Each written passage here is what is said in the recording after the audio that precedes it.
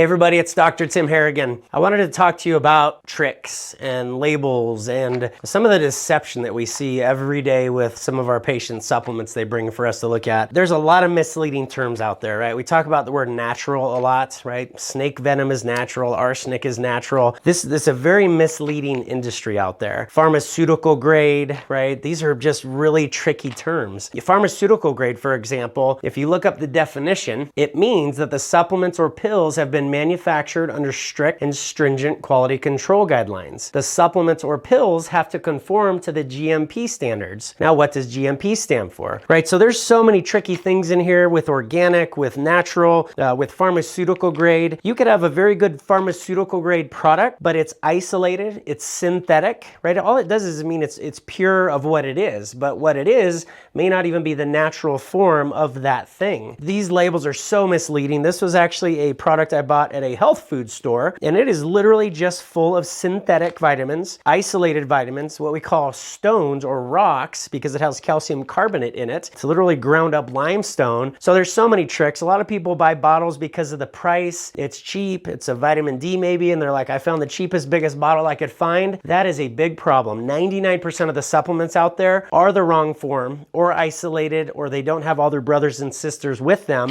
which is an isolated vitamin, even if it came from a whole food. It's just a piece of that puzzle. So what we've done over 15 years now is we've gone around to some of these companies and we've found the best of the best. You know, we want to make sure we're using the best quality, the best source, the best processed or least processed, in fact, supplements from whole foods that are available. That's less than 1% that's out on the market. We've spent years, our obsession to find the best products, the best formulas, the safest, most effective, impactful formulas out there in the world that I use with myself, my family, lots of patients now. We've done that work for you. We see really smart people come in all the time with some really nice looking products that are very expensive even sometimes, but it's the wrong form of the mineral or vitamin, and they're just dead.